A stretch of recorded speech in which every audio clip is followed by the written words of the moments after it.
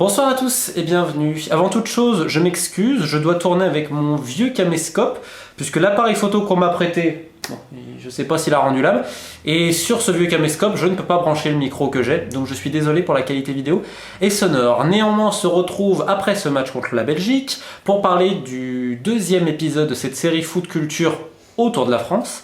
J'avais fait notamment sur l'Uruguay, et pour commencer sur la France, j'avais fait une vulgarisation.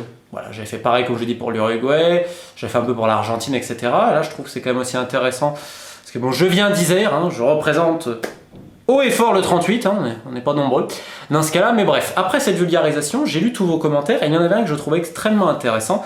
C'était sur le fait que France 98 a été un déclencheur et qu'avant ça, justement, la culture foot avait vraiment du mal à se diffuser, notamment sur l'image du foot, on va dire, dans les classes un peu aisées de la population. Et c'est vrai qu'après 98, c'est devenu un peu hype. Alors moi, j'ai été trop jeune, j'avais 7 ans en 98, mais j'ai quand même pas mal de connaissances, même dans ma famille, de personnes qui aimaient le foot, plus ensuite d'autres gars de 50, 60 ans et tout, donc j'en ai pas mal parlé ces jours. Et ils s'accordent vraiment sur ce point que 98 a été le déclencheur de quelque chose. Et quand on regarde aujourd'hui la culture foot française comme on l'entend, je vais quand même rappeler que la culture foot, qu'est-ce que ça peut être réellement déjà? Parce que j'avais oublié, mais il faut le définir. C'est, on va dire, les particularités et la manière on va dire, d'exprimer un sport. C'est l'expression. C'est l'expression de ce sport-là. Excusez-moi. Ça peut être par les joueurs, leur histoire, etc., leur manière d'être. Ça peut être par directement les dirigeants du football, quelle va être un peu leur politique.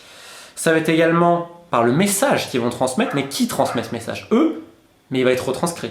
Donc les médias ont forcément un rôle clé dans la culture foot, et l'élément de base, les amoureux de ce sport. Qu'est-ce qu'ils vont faire? Comment ils le vivent? Ça, c'est une vraie question. C'est pour ça qu'un petit pays comme l'Écosse, ou même comme l'Uruguay, a une culture foot incroyable, parce qu'on ne la mesure pas spécialement en nombre de titres, même si l'Uruguay en fait partie, du gratin, mais parce qu'il est véhiculé. Et ça, c'est quand même un peu inexplicable, parce que je rappelle, le foot, c'est quand même 11 mecs derrière un ballon qui essaient de marquer derrière quelque chose, enfin, essaient de faire rentrer une balle dans un filet. Ce qui est quand même, littéralement, c'est comme moi qui joue au basket, tu vois, pourquoi on va essayer de s'emmerder comme ça à foutre la balle dans un panier? Si on me l'explique rationnellement, donc il y a un côté passionné, il y a un côté humain. La culture foot, c'est avant tout de l'humanité. Et c'est aussi de la créativité. Ça ne peut pas être autre chose, pour moi. Et donc, il y a plusieurs manières de l'exprimer. Et on va dire, selon les échelles. C'est vrai que dans un pays comme l'Écosse, c'est exprimé à très grande échelle, parce que le foot a un véritable impact sur la population. Ici, c'est quand même un peu moins le cas, en France, mais quand même, ça existe. Je rappelle qu'il y a beaucoup de bastions de foot, même dans les petits clubs et tout, mais c'est vrai qu'on est beaucoup plus réservé. Et bon, ces dernières années, avec les réseaux sociaux, de plus en plus de fans peuvent se faire entendre, parce que c'est vrai que le supporter, c'est quand même une composante essentielle du football, et on l'oublie. On l'oublie énormément en France, on le criminalise, etc. Donc là, quand même, il peut se montrer directement. Voilà. Donc ça, c'est très important, les réseaux sociaux là-dessus, sur la culture foot. Néanmoins, ça devrait être magnifique et tout. Quand je vois l'utilisation des réseaux sociaux, je suis pas tellement persuadé que ça aide à la culture foot, à l'élévation et tout. Alors qu'en plus, on est un pays, historiquement, pour l'élévation, on est quand même bon. Excusez-moi, on a eu plein de génies, que ce soit des écrivains, des compositeurs, de tout ce que vous voulez, même des footballeurs, Bref, l'élévation, on a un peu de mal. Néanmoins, depuis 20 ans, je vois quoi? Je vois SoFoot. SoFoot qui a créé un précédent. Alors, on peut discuter le site internet, les plagiats, etc., moi le premier, mais il faut toujours reconnaître ce qu'a fait Franck Hanès, le créateur, et SoFoot. Ils ont créé un précédent, ils ont permis au foot d'être abordé d'une autre manière. Donc SoFoot reste pionnier et a inspiré tout ce qui va suivre, notamment les cahiers du foot, pour moi les papas du game, avec Jérôme Latta. Et aujourd'hui, si tu as autant de sites comme Football Ski, Lucarno Posé, Fouria Liga, Ultime Modiès, tout le monde s'en fout, bref, j'en oublie des dizaines et des centaines, ça part des cahiers. Sans les cahiers, on aurait eu encore plus de retard. Donc, eux, c'est les papas. C'est les papas de la culture foot en France. Avec Didier Roustan, bien entendu. Après, chacun a son rôle. On a quand même une scène indépendante en France qui est très forte, qui est très très forte, qui est quand même avec beaucoup de gens, et je vois beaucoup de jeunes qui vont essayer d'aller dans ces sites-là, qui s'y intéressent de plus en plus. Alors c'est vrai qu'on concerne une niche, mais moi j'ai bon espoir parce que je vous dis, ça se fait progressivement. On ne peut pas changer du tout au tout, et même, on aura toujours nos particularités, parce que nous sommes français, nous sommes pas anglais, donc notre manière de voir le monde, elle est un peu différente. Déjà en France, tu prends les régions, c'est différent. Moi je viens de l'Isère, j'ai peut-être pas forcément les mêmes expériences et le même vécu, et le même rapport aux choses qu'un Breton, qu'un Corse, qu'un Marseillais, qu'un Parisien, etc. Et c'est normal, c'est ce qui fait la richesse d'un pays en théorie. C'est-à-dire, surtout un grand pays comme la France, pas l'oublier. Donc, à partir de là, je suis quand même assez positif parce qu'en plus, les gens qui s'intéressent au foot maintenant, c'est vrai qu'avant ça se concentrait sur des classes sociales, on va dire un peu plus basses. Il n'y a pas de mal, moi je ne fais pas de différence entre les classes sociales. Mais aujourd'hui, je vois que les classes un peu plus aisées, qui avant avaient peur de dire qu'elles aimaient le foot, maintenant, de plus en plus, vont un peu le revendiquer. De par les réseaux sociaux, de par des publications, il y en a plein qui ouvrent des blogs, etc. Je vais mettre quelques liens en description de blogs indépendants qu'on m'avait envoyés, que je trouve aussi assez intéressants.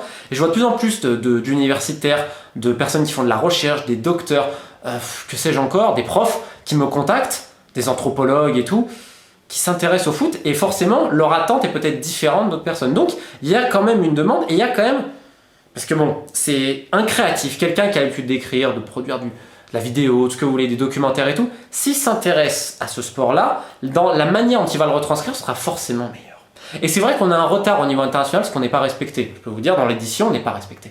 Néanmoins, si tu regardes, maintenant, tu as Hugo Sport, Solar, Talent Sport, Marabout, qui sortent plusieurs livres de foot par an. Alors, on peut discuter de la qualité, elle est vraie, surtout les ouvrages pré-Coupe du Monde.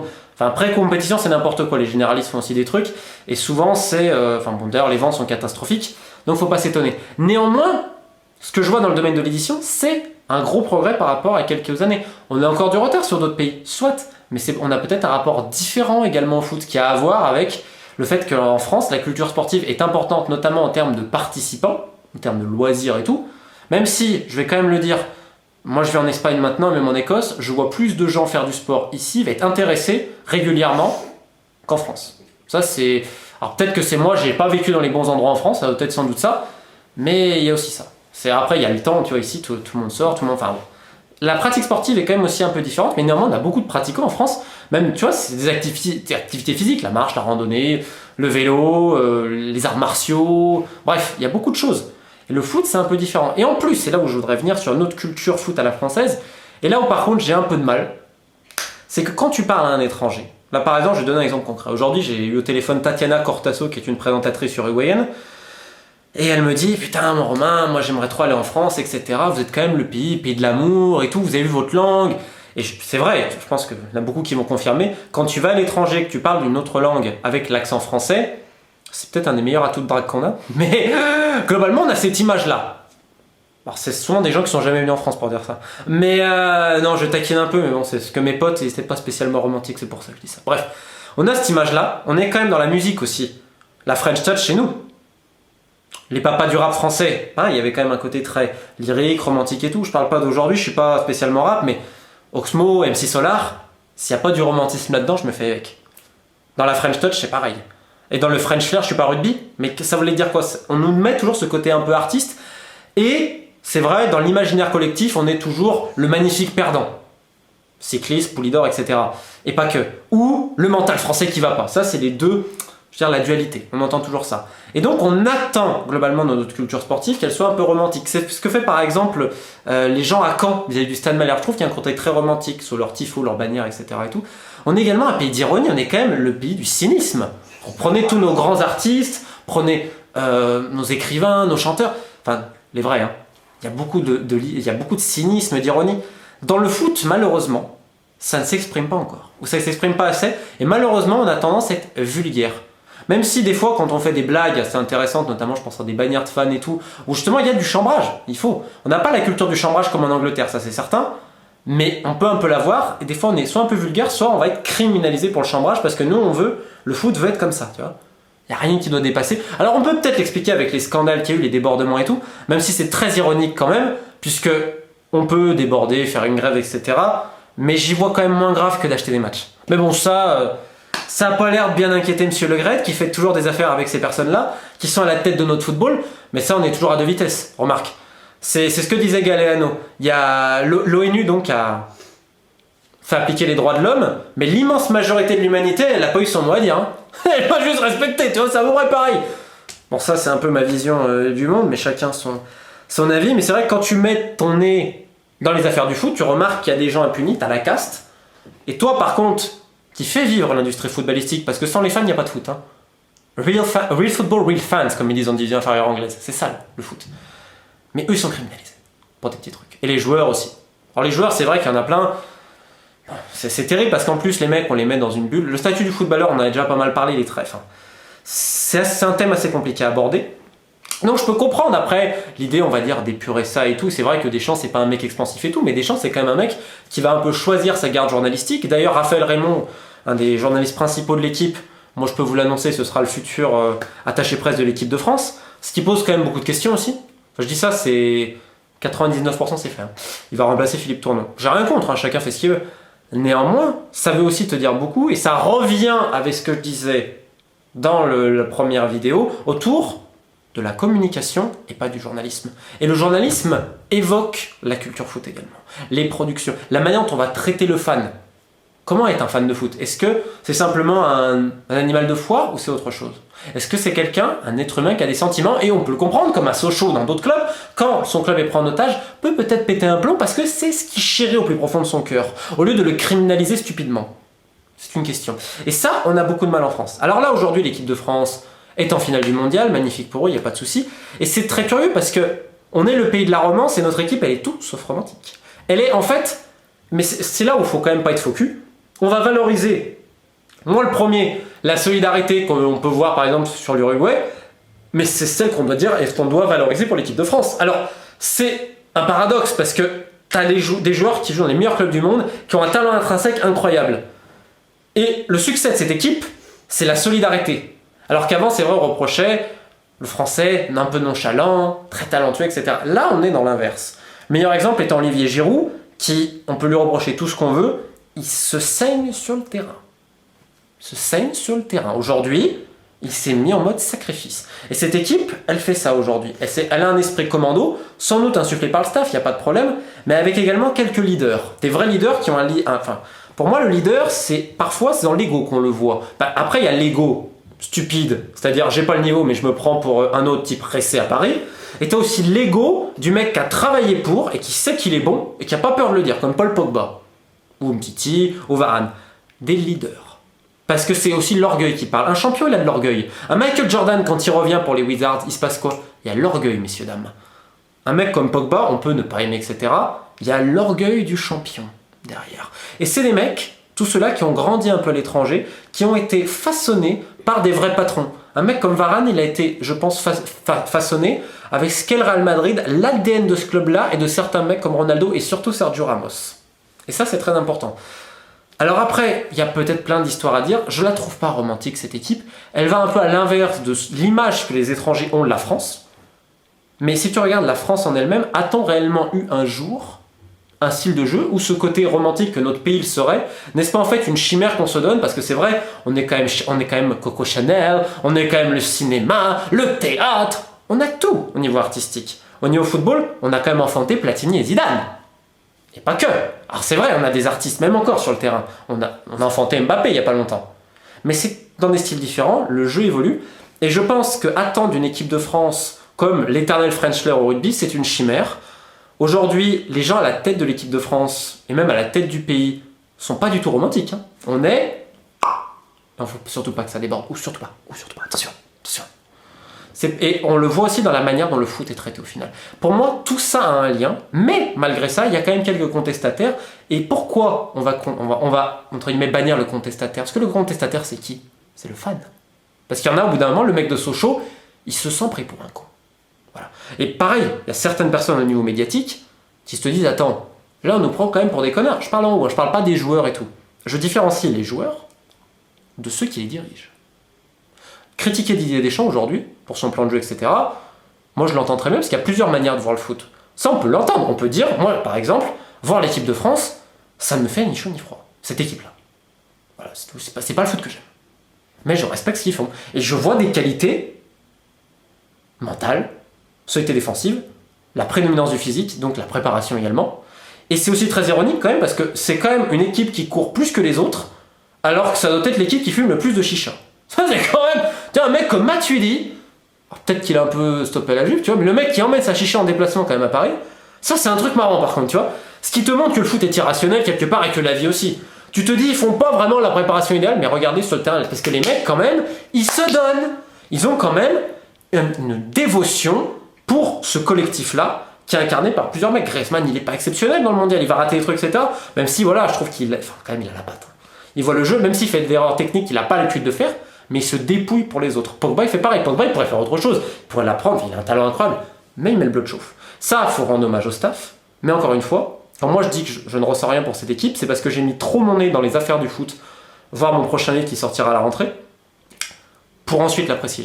Ça me fait pareil, j'ai un copain qui travaillait dans un des meilleurs clubs de Ligue 1, moi je le citais à Lyon, qui est fan de Lyon. Mais depuis qu'il est plus au club, quand il a vu ce que c'était de l'intérieur, voilà. Et c'est comme ça dans beaucoup de clubs malheureusement, quand tu mets vraiment le nez dans les affaires footballistiques.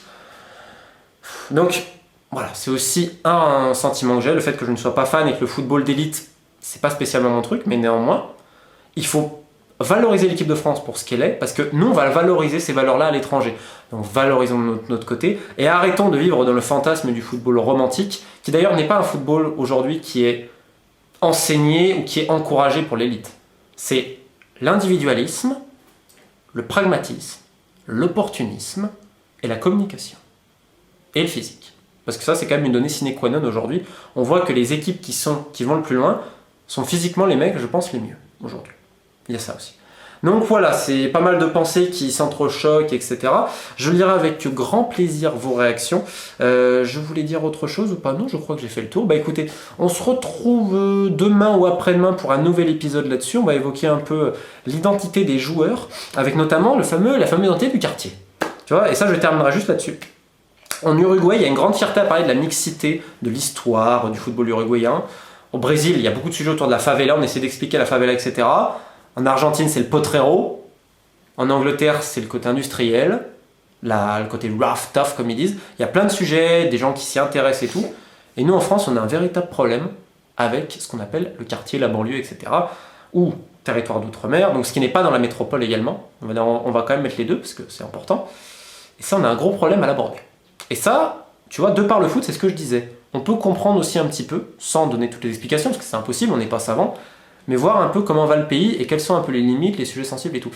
Et ça, c'est intéressant à voir. Également l'hypocrisie qu'il y a derrière. Et voilà. Quand je parlais du truc Black Blamber, l'équipe de France 98 et tout, on l'a tous vu ce que ça a donné. Là, je sais pas comment ça va être récupéré. Ça va être la France qui gagne maintenant, la France de la Startup Nation et toutes ces conneries. Je pense quand même que avant, c'est normal que ce soit récupéré. Un politicien, il va dans le sens du vent. C'est normal. C'est normal. Les journalistes, etc.